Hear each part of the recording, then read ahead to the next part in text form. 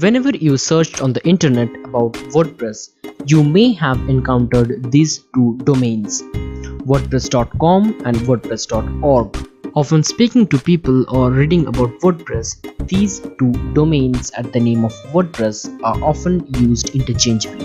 This is unfortunate but understandable. So let's bring some clarity to the situation. When speaking about WordPress, we have to make a clear decision between three different terms: WordPress, WordPress.org and WordPress.com.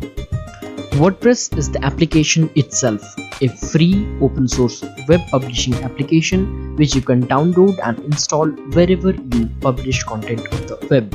WordPress.org is the website that hosts the WordPress open source project.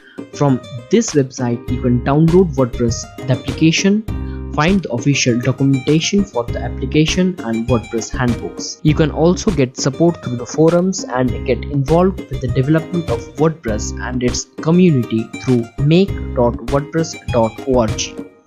On the other hand, WordPress.com is a site offering WordPress as an SaaS or software as a service.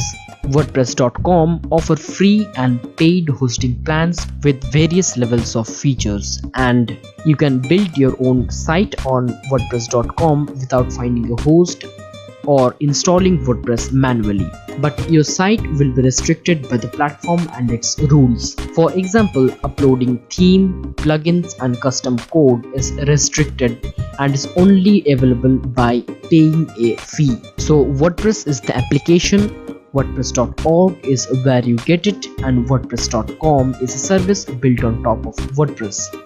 In this course, we will be working with WordPress, the application.